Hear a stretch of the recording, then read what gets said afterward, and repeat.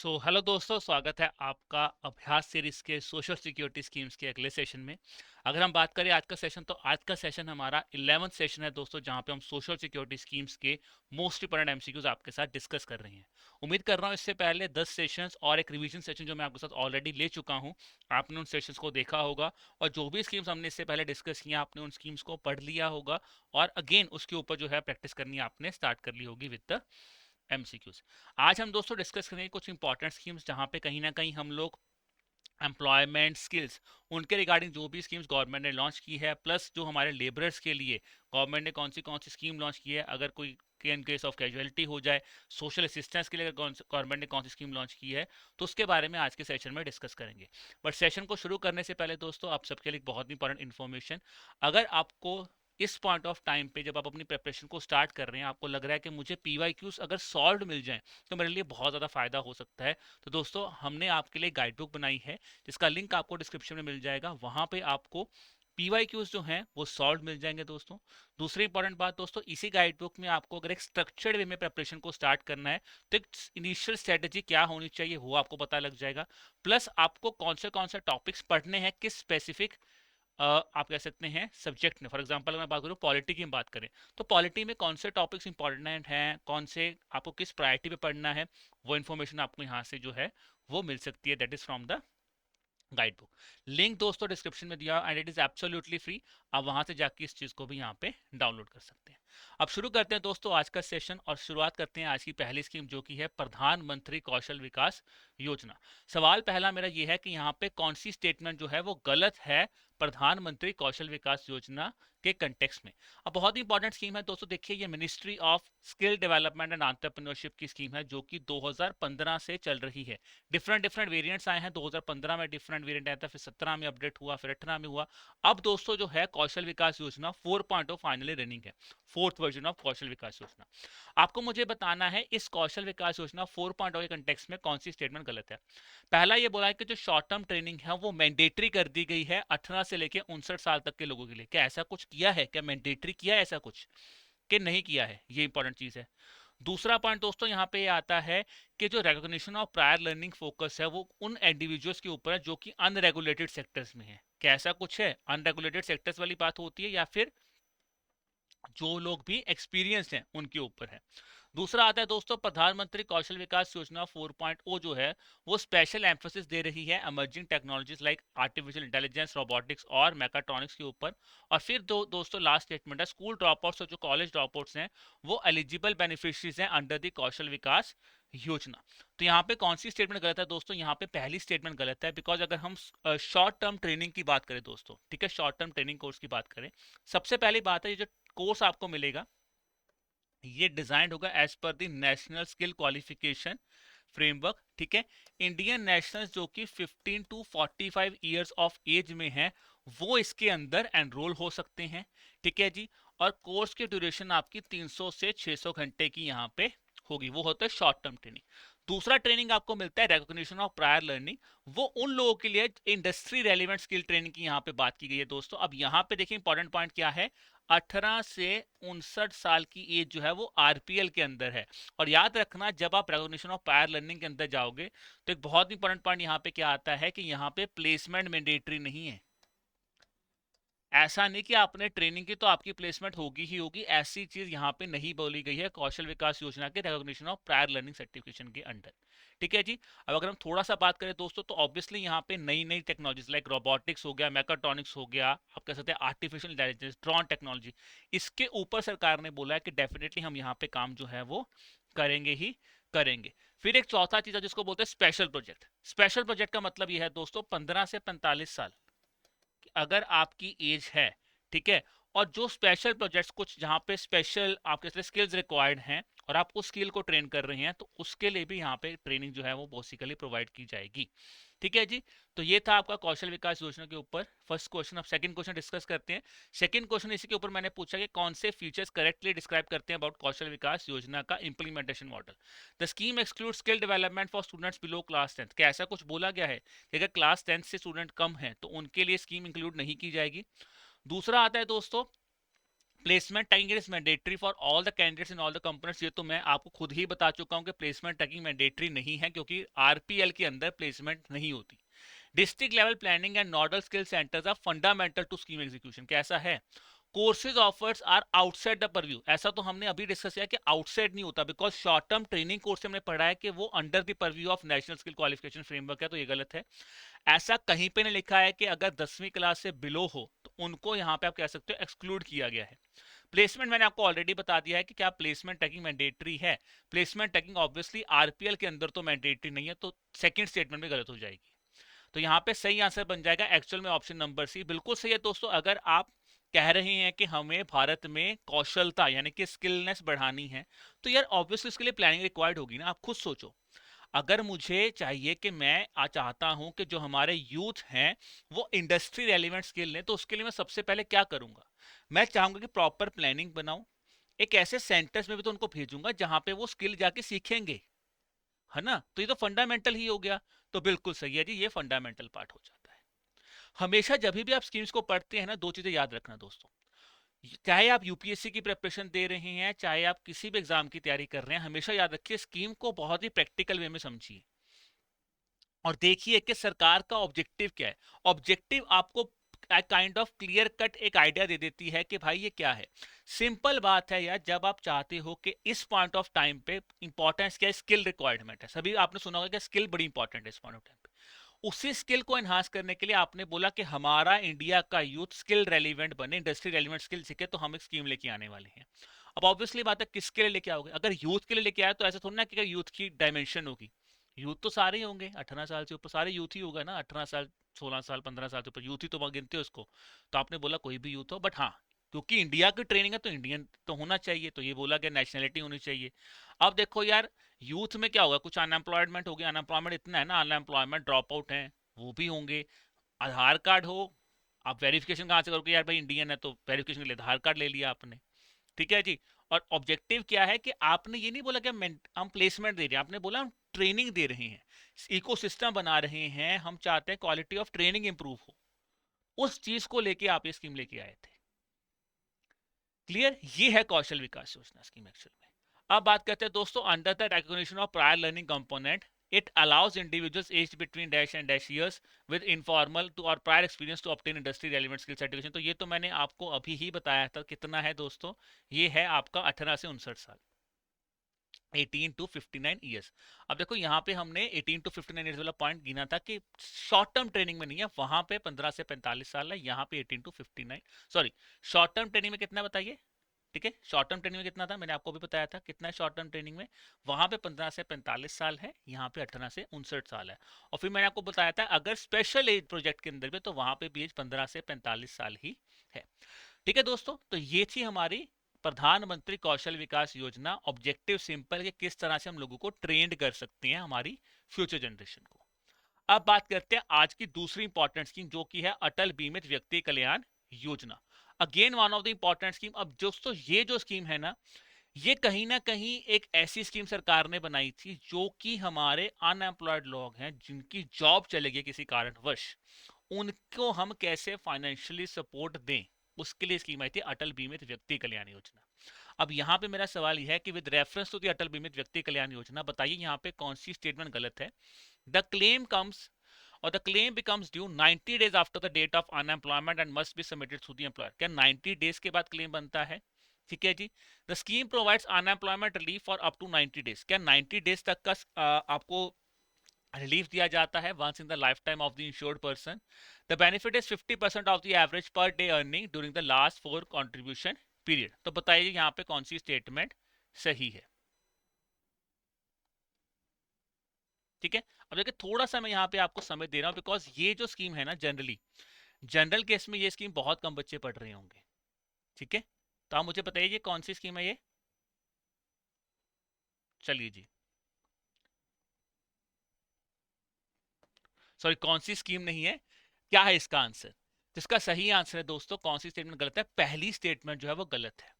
जो क्लेम है वो आपका 90 डेज के बाद नहीं, एक्चुअल में 30 डेज के बाद जो है वो क्लेम आपका ड्यू हो जाता है after the date of unemployment. दूसरा पॉइंट बिल्कुल सही है, आपको जो अनएम्प्लॉयमेंट रिलीफ है वो 3 महीने के लिए दिया जाता है।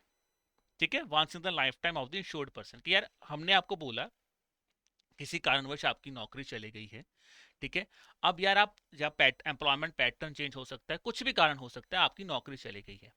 अब जब आपकी नौकरी चले गई है दोस्तों, तो सिंपल बात है, कुछ टाइम लगेगा ना नई नौकरी ढूंढने के लिए। तो उसी कंटेक्स में ये सरकार ने स्कीम लॉन्च की थी, अटल बीमित व्यक्ति कल्याण योजना।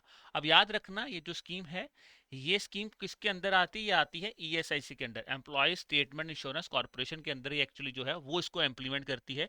और मैंने ईएसआईसी के कंटेक्स में ही आपको पिछली बार भी सेशन में पढ़ाया था दोस्तों, employee state insurance corporation scheme मैं पिछले सेशन में आपके साथ डिस्कस कर चुका हूँ।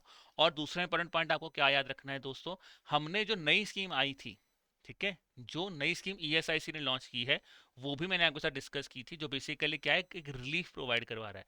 आपको मुझे स्कीम का नाम भी बताना है, और मुझे बताइए कि ईएसआईसी के जो इंपॉर्टेंट फीचर्स हमने पढ़े थे, क्या आपको वो याद है? उनके बारे में इंपॉर्टेंट फीचर्स जो है, प्लीज आप कमेंट सेक्शन में उसके बारे में जरूर बताइए। ठीक है जी, चलिए दोस्तों, अब आते हैं अगले सवाल के ऊपर, जो कि अगेन इसी स्कीम के ऊपर आता है। With reference to the eligibility conditions under the Atal Bimat Vyakti Kalyan Yojana, consider the following statement. An insured person must have been in insurable employment for a minimum of 2 years and the contribution should be for at least 78 days in one of those years. तो ऐसा कुछ है जी कि 2 साल के लिए होना चाहिए और उसकी कंट्रीब्यूशन जो है कम से कम 78 डेज की तो होनी ही चाहिए। ठीक है जी। The benefit can be claimed by the insured person only after completing 4 years of ESIC covered employment. 4 साल होता है कि 3 साल होता है, ये आपको पता होना चाहिए। ठीक है जी। तीसरा पॉइंट आता है, voluntary retirement and pre mature retirement do not affect the eligibility under the scheme. तो वो आता है कि क्या डिस्क्वालिफिकेशन क्या आता है, या क्या ऐसा कुछ है? तो यहाँ पे कौन सी स्टेटमेंट सही है आपको मुझे बताना है दोस्तों। यहाँ पे सिर्फ और सिर्फ पहली स्टेटमेंट सही है।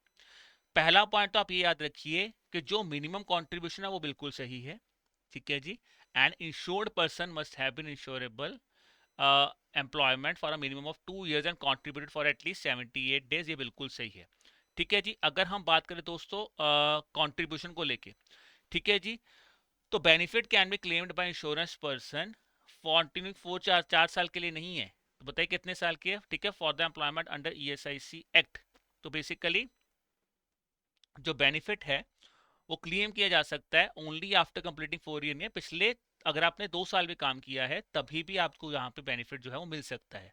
Voluntary retirement and pre mature retirement eligibility को अफेक्ट करता है, बिकॉज अगर हम डिस्क्वालिफिकेशन की बात करें दोस्तों, तो आपको ये याद रखना है कि डिस्क्वालिफिकेशन में क्या क्या चीजें यहाँ पे बताई गई हैं। सबसे पहले बात की गई है, अगर आपकी जो नौकरी है वो आप कह सकते स्ट्राइक के कारण आपकी नौकरी गई है, आपने वॉलंटरीली ही छोड़ दी है, 2 साल की आपकी कॉन्ट्रीब्यूटिव सर्विस से कम है, तो ये जो मैंने लिखा है ना, benefit can be claimed only after completing, अगर आपकी 2 साल की कॉन्ट्रीब्यूटिव सर्विस है तो आपको ये बेनिफिट मिल सकता है। ठीक है। आप किसी केस में, आपके ऊपर कोई केस हुआ, आप कन्विक्ट हो गए और आपकी नौकरी चलेगी, तो यार उसमें ये तो ना बोलेगी सरकार कि हम आपको बेनिफिट दे देंगे। ये तो उन लोगों के लिए जिसकी किसी ऐसे रीजन के कारण जॉब चलेगी जो कि शायद उनके हाथ में नहीं था। ठीक है। आप कहीं और जगह पे आपने नौकरी छोड़ी, आप कहीं और जगह पे री एम्प्लॉयड हो गए, तो आपको बेनिफिट कैसे मिल जाएगा? ठीक है जी। डेथ हो जाती है तो ऑब्वियसली स्कीम खत्म हो जाएगी। तो ये कुछ कारण है जिसके कारण आपको यहाँ पे बेनिफिट जो है वो नहीं मिलेगा। ठीक है। तो पीरियड 2 साल की बेनिफिट है, अगर आप पिछले 2 साल के लिए इंश्योर्ड है तो आपको बेनिफिट यहाँ पे मिल जाएगा। ठीक है जी। चलिए जी, अब एक चीज याद रखना दोस्तों, यहाँ पे इस स्कीम में एक पॉइंट और इंपॉर्टेंट आता है कि अटल बीमित व्यक्ति कल्याण योजना के अंदर ना क्लेम कभी भी ट्रांसफर नहीं हो सकता। ऐसा नहीं कि एम्प्लॉयर बोले कि अच्छा जी मैं किसी और को ट्रांसफर कर दूंगा, ऐसा नहीं होगा। क्लेम कभी भी फॉरवर्ड नहीं हो जाएगा, क्लेम नीड नॉट भी, कभी भी फॉरवर्ड नहीं किया जाएगा। ठीक है जी, ये चीज आता है। अंडर अटल बीमित व्यक्ति कल्याण योजना the benefit shall be settled within, कितने दिन इसके अंदर बेनिफिट आपका सेटल्ड होना चाहिए of the application, and the claim shall become dues after dash money, कितने दिन ऑफ अनएम्प्लॉयमेंट के बाद आपका क्लेम जो है वो ड्यू हो जाता है। अब दोस्तों बताइए क्या होगा इसका आंसर। इसका आंसर है जी एक्चुअल में क्लेम जो सेटल्ड है आपका 15 दिन ऑफ एप्लीकेशन के बीच में आपका क्लेम सेटल हो जाना चाहिए। और दूसरा पॉइंट बोला है कि जो आपका जो 15 days of application, 15 days of application के बीच में बेनिफिट शैल बी सेटल, और जो क्लेम है वो कितने दिनों के बाद ड्यू हो जाता है, वो एक्चुअल में 30 दिनों के बाद जो है आपकी अनएम्प्लॉयमेंट के बाद ड्यू हो जाता है, जो मैंने आपको अभी बताया था। That is the thing here. पहले ये 90 दिन था पर उसको बाद में कम करके 30 दिन कर दिया था। ठीक है जी। चलिए, अब आते हैं आज की अगली स्कीम के ऊपर, जो कि है राष्ट्रीय ग्राम स्वराज अभियान। ठीक है जी, मिनिस्ट्री ऑफ पंचायती राज की इंपॉर्टेंट स्कीम राष्ट्रीय ग्राम स्वराज अभियान, तो उसके बारे में डिस्कस करते हैं दोस्तों यहाँ पे। कौन सी स्टेटमेंट सही है जी राष्ट्रीय ग्राम स्वराज अभियान को लेके? सॉरी, गलत है, incorrect. Sorry for this thing, incorrect. ये स्कीम एम्फेसाइज करता है दोस्तों basic orientation training for elected panchayat representatives within the 6 month of the election, तो कुछ ऐसा है। ठीक है जी। It promotes the use of hybrid training models including the artificial learning, virtual learning, metaverse हो गया, कैपेसिटी बिल्डिंग हो गया पंचायती राज इंस्टीट्यूशंस के लिए। तो क्या हाइब्रिड ट्रेनिंग मॉडल यूज करता है? ये यूनियन टेरिटरी को एक्सक्लूड करता है जहां पे panchayat do not exit from its coverage of scope. तो क्या ऐसा कुछ है? वन ऑफ इट्स की focus area is the training of master trainers. आपको मास्टर ट्रेनर्स, आप एक मास्टर ट्रेनर बनाओगे जो कि आपके लोकलाइज सस्टेनेबल डेवलपमेंट गोल्स हैं उनसे लिंक होगा, और उसको आप ट्रेन करके बेसिकली आप बाकी को भी ट्रेन करना चाहते हो। तो बताइए यहाँ पे कौन सी स्टेटमेंट गलत है? ठीक है जी। अब सबसे पहले स्कीम के बारे में थोड़ा सा जानते हैं। ये स्कीम पंचायती राज गवर्नमेंट की, पंचायती राज की स्कीम है जो कि 2018 में लॉन्च की गई थी। ऑब्जेक्टिव सिंपल है दोस्तों इस स्कीम का, ग्राम स्वराज अभियान। ग्राम स्वराज का मतलब क्या है? गवर्नेंस। आप चाहते हो कि जो हमारी गवर्नेंस है पंचायती राज के ऊपर, वो बेसिकली हम उसको डेवलप करना चाहते हैं। ठीक है जी, ताकि वो जो हमारे सस्टेनेबल डेवलपमेंट गोल्स हैं जो पंचायती राज के अंडर आते हैं उसके ऊपर बेहतर काम कर सके। फिर आप चाहते हैं कि जो इलेक्टेड रिप्रेजेंटेटिव्स हैं भाई उनको ऊपर उनको डेवलप किया जाए कि यार वो ये काम करवा सके, कैपेबिलिटी को एनहांस कर सके। तो ये चीज आपने यहाँ पे की है, और प्लस अब अपने क्या करोगे, ग्राम सभा को यहाँ से स्ट्रेंथन करना चाहते हो।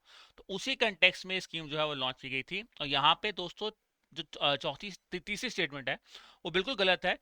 जो भी यूनियन टेरिटरीज और स्टेट्स आते हैं जो कि आपके रूरल गवर्नमेंट के आते हैं, जो कि नॉन पार्ट 9, नॉन पार्ट 9 का मतलब आपको पता है पार्ट 9 पंचायती राज से रिलेट करता है, आपने पॉलिटी में पढ़ा होगा, उन एरियाज में आता है, वहां पे बेसिकली ये राष्ट्रीय ग्राम स्वराज अभियान जो है वो एग्जीक्यूट की जाती है। तो इसीलिए यहाँ पे तीसरी स्टेटमेंट गलत बन जाती है।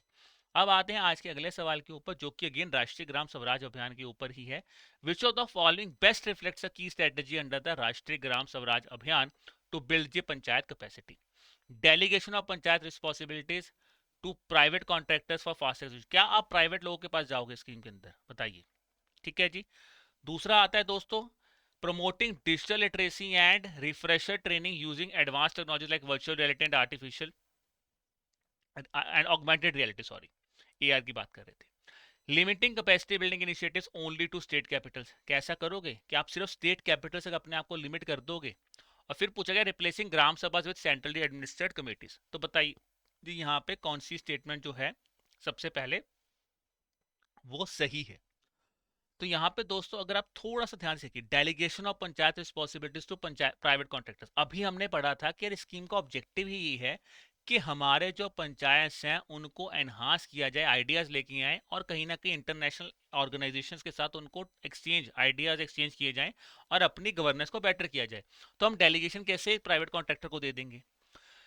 तीसरी स्टेटमेंट पढ़ो कि स्टेट कैपिटल तक अभी आप लिमिट कर रहे हो। हमने अभी पढ़ा है कि यार हम रूरल एरियाज के ऊपर जा रहे हो, तो स्टेट कैपिटल कैसे आ जाएगा? वो तो ऑब्वियसली बात है कि अगर हम रूरल एरियाज पे जाएंगे तो स्टेट कैपिटल तो कभी भी रूरल एरियाज में नहीं है। ऐसी कौन सी स्टेट कैपिटल सिर्फ रूरल एरिया भी है? स्टेट कैपिटल तो आपकी काफी बेटर डिस्ट्रिक्ट बन जाता है ना। फिर लिखा ग्राम सभा। भाई ग्राम सभा को कैसे रिप्लेस कर लो? ग्राम सभा के लिए तो सारा काम करो, ग्राम सभा को आप कह रहे हो रिप्लेस कर लो। तो ये स्टेटमेंट, ये जो क्वेश्चन है दोस्तों, बहुत ही मैं कहूँ ना अगर आप ध्यान से समझे तो बहुत प्रैक्टिकल क्वेश्चन है। अगर आप इसको थोड़ा सा आराम से समझे तो आप इस क्वेश्चन को बड़े आराम से आंसर कर सकते हैं। इसका आंसर सही है, ऑप्शन नंबर बी बिल्कुल सही है दोस्तों। आप डिजिटल लिटरेसी को प्रमोट कर रहे हो, आप चाहते हो कि उनकी ट्रेनिंग की जाए। ठीक है ना, आप चाहते हो कम से कम बेसिक ट्रेनिंग दे दो 6 महीने की। ठीक है, 6 months of the election, with in 6 महीने ऑफ इलेक्शन आप उसको बेसिक ट्रेनिंग दे दो।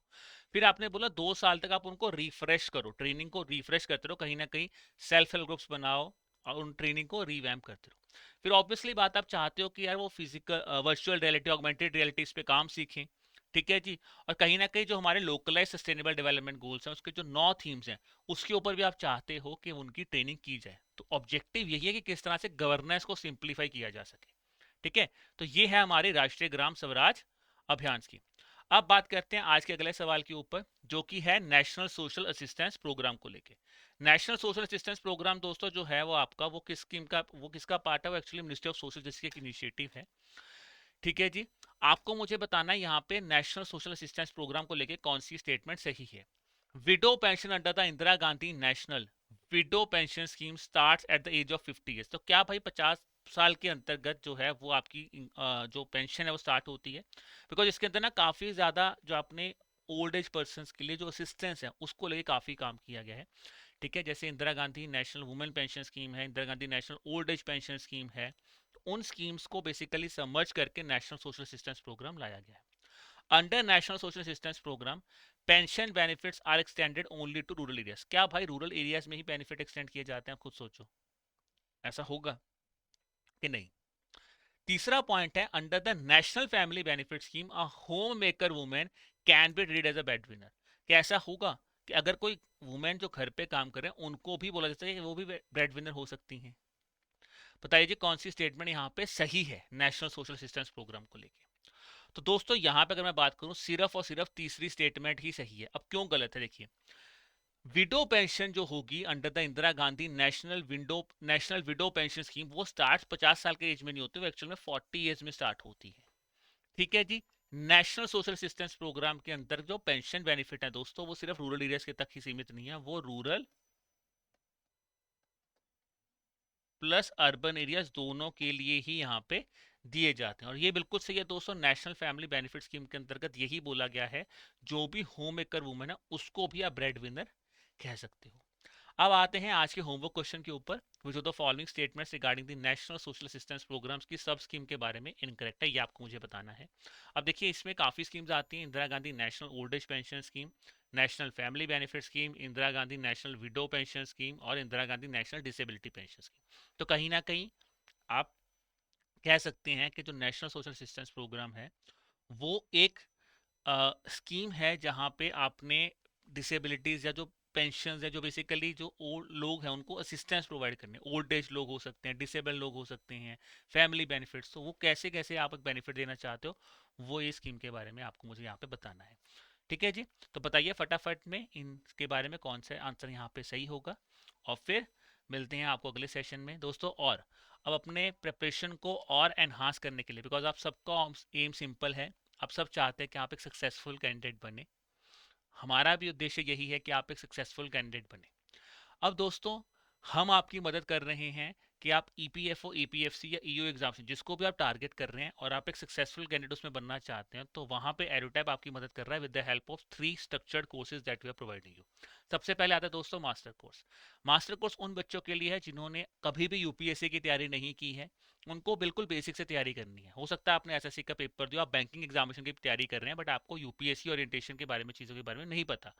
अगर बैंकिंग एस्पिरेंट हो, आपने कभी पॉलिटी नहीं पढ़ी है, हिस्ट्री नहीं पढ़ी है, तो क्या करना है, आप मास्टर कोर्स की मदद ले सकते हैं। ठीक है।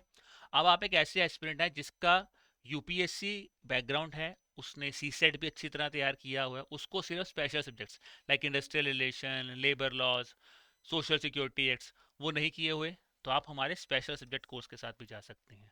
और अगर आपको लगता है कि सर मैंने पढ़ा सब कुछ है, बस मुझे कहीं ना कहीं प्रैक्टिस करनी है, जैसे कुछ प्रैक्टिस तो आप यहाँ पे कर रहे हैं, ठीक है, हमारे सोशल सिक्योरिटी स्कीम्स की अभ्यास सीरीज में आप प्रैक्टिस करें, बट इसके अलावा आप चाहते हैं कि मैं कुछ और प्रैक्टिस करना चाहता हूं, तो दोस्तों उसके में आप हमारे टेस्ट सीरीज को भी यहाँ पे सब्सक्राइब कर सकते हैं। इसके बारे में और जानकारी लेने के लिए आप ऑब्वियसली हमारी वेबसाइट www.edutab.in पे जा सकते हैं। ठीक है। बाकी आपके मन में फिर भी कोई भी डाउट है तो आप हमें कभी भी कांटेक्ट कर सकते हैं। आप हमें ईमेल कर दीजिए, हमारी ईमेल आईडी है hello@edutab.co.in, या फिर आप हमें कॉल कर सकते हैं ऑन द नंबर 8146207241। तो ये था दोस्तों हमारा आज का सेशन। अब आपको मिलेंगे अगले सेशन में, तब तक के लिए मेहनत करते रहिए, पढ़ते रहिए। और अगर आपके मन में भी कोई स्कीम्स ऐसी आ रही हैं जो आप चाहते हैं कि सर मैं तैयारी तो कर रहा हूँ, मैंने कुछ सोशल सिक्योरिटी स्कीम्स कुछ मेरे मन में है कि मैं चाहता हूँ कि आप उसके ऊपर सेशन ले लीजिए, तो डेफिनेटली दोस्तों या तो आप मुझे ईमेल कर दीजिए, या आप यूट्यूब कमेंट सेक्शन में भी मुझे बता सकते हैं कि सर ये कोई स्कीम्स है जिसके ऊपर हम सेशन चाहते हैं कि इसके ऊपर आप सेशन ले लीजिए। तो डेफिनेटली अगर होगा तो हम उसके ऊपर भी आपके साथ सेशन जरूर लेंगे। ठीक है दोस्तों, तो चलिए अपनी मेहनत करते रहिए, पढ़ते रहिए। बाय।